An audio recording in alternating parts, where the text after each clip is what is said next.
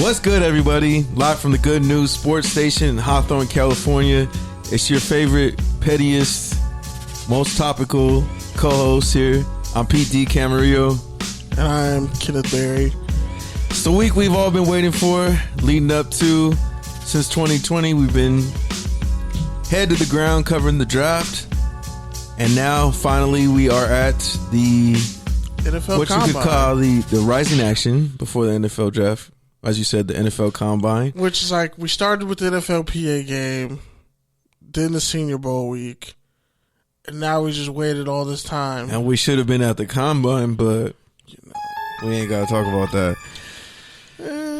I mean, they're not having it open to the public until, I think, the weekend, the last day, the second or last day. But you know how it is with, it's prime time. So, Honestly, this is the least amount of Combine I've watched in my entire life. I haven't seen it. I haven't really seen a lot of stuff on social. I've seen a few stuff on social media, but not a lot. Like, I wasn't able to find it streaming anywhere online, legally or illegally. Really? Well, I mean, I don't have a login, so. Okay.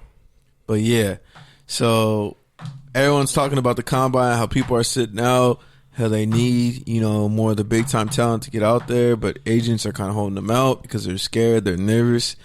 But let me tell you, if you want to get more viewers on the Combine, put it on the fucking internet. Like, it's a perfect thing for the fucking internet. That's literally how NFL Network was built, based off of filming the NFL Combine because they needed to fill 24-hour network. So just use that same model in the fucking online and help grow the game internationally. But yeah, I guess I'm coming in hot too. Clearly.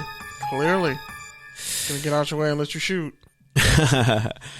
But yeah, man, outside of that, housekeeping, shout out to the Good News.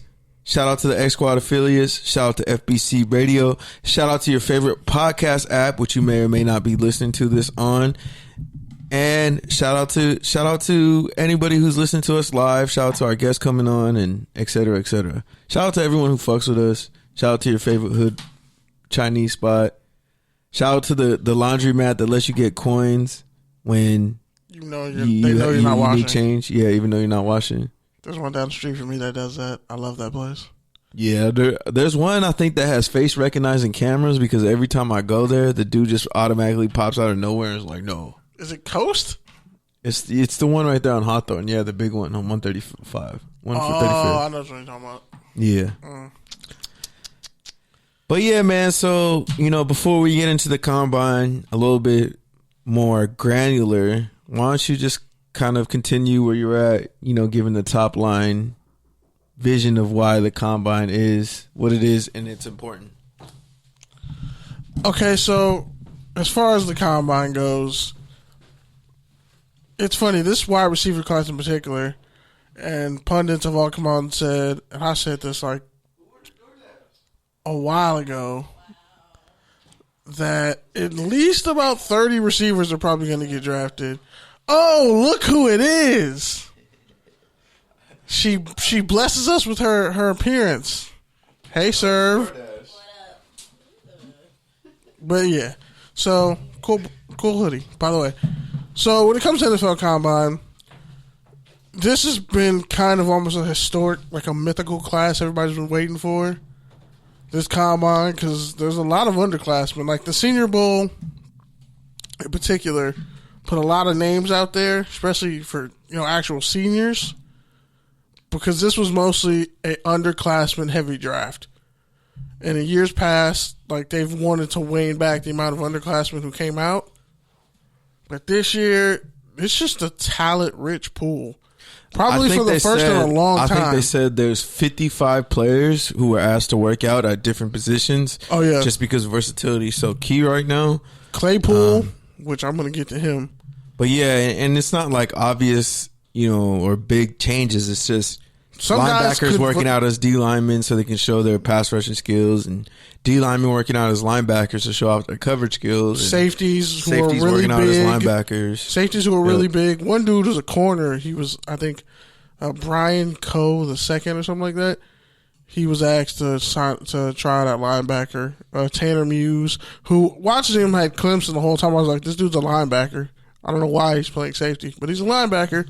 But it's a lot of cats who I'd say now more than ever have some real position versatility, and most importantly, there's just so much talent, like at certain positions. And with free agency, with all these, Hall of Fame quarterbacks and borderline Hall of Fame quarterbacks and, positions changing, it's going to be interesting to see who did the most with their draft stock and who might end up replacing somebody. And then you have the XFL popping off the way it is, and you think, okay, well, what about a lot of guys who didn't get drafted who just aren't going to make a roster? They just go straight to the XFL? So it's a lot going on. And besides, I don't know what that was about, but it's some of these cats. I'm not going to say a name because I interviewed him, but one dude in particular, he stunk up the combine. It was a tight end group. I'm pretty sure that's a conflict of interest. Nah, he knows. I'm pretty sure you're supposed to say his name. You shout him out. I didn't shout him out, though. That's what I'm saying, though. You say you interviewed him. I mean, you want me to say his name? Okay, Jared Pinkney, Vanderbilt tight end. Ran like a 5 flat, like a 4.96, was dropping passes. And wasn't he talking about how athletic he was? Yeah, and I was like, oh. And then I harkened back to when Warren Sapp said the NFL Combine is designed for you to lose money, and I'm like, that's a case of it right there. They keep you up all night, ask you all type of wild questions. So this is honestly the most of the first day I've ever gotten to watch. Like that one dude who got found out that he had 37 parking tickets. Shout out to he totally knew. He knew. In college, if you have all those parking tickets, you know. He had that face like he got caught up. It's TCU. They've been getting caught up on stuff. But we're not going to talk about that. Man, I had hella parking tickets back in the day. You probably still do. They probably have but apparently once you graduate, they can't do anything to you. They can't collect. Once they send it to a collection agency. A homie of mine told me that. They're like, once you graduate, it's done. It's off the... Because it's just a school. It's not like a major... It's not like a parking company or you're in front of a government building, you got a ticket. It's just a school. If you never go back to the school, what are they going to do? They can't hold your degree. But I think now they kind of changed it up. But anyway, NFL Combine. You want to hit on some of the top storylines? Yeah, so one of the biggest risers so far everyone's been talking about, outside of Joe Burrow, essentially, rising up boards without throwing, just based off of his interviews. But smug ass look. His receiver, Jefferson, running a 4.4. Justin Jefferson, I think 6'2", almost 6'3", at 200 pounds, running a 4.44. There was a lot of 4.4s from some 6'3" big body receivers too. Yeah. He honestly sealed his first round status. And with then his tape and production and the fact that he ran a 4.4 on his first time out. And then the other one who ran the 4th fastest combine in the draft, someone ran Henry the Ruggs the third. He ran a 4.27 officially. And the one where he got because the guy was actually who was running the drill, he stopped a bunch of people from running. So this is interesting. Hello, caller. What's your name and where are you calling from? I'm Crissy Froyd, Baton Rouge, Louisiana. Hey, Crissy. So for those of you who don't know, Crissy is a really outstanding journalist.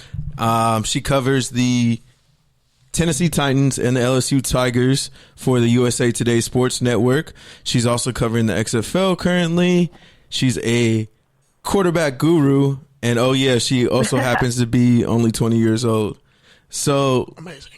Yeah, so Crissy and I met at the Senior Bowl when we were all there, and she's someone who you just automatically know right away. She knows what she's talking about just by not only how she articulates, but also just the way she drops X's and O's just in the context of the questions, which is pretty outstanding. It's something that we don't really see often, from anybody, let alone a young woman such as yourself who's still finishing up her degree as well. So props to you. Glad to have you on. With that, Yeah, thank you. Yeah. No worries. So with that, as someone who is an X's and O's person, an analyst, someone who watches tape, someone who understands the intricacies of the game, do you care about the NFL Combine? Honestly, I'm so happy that you asked this because I do not.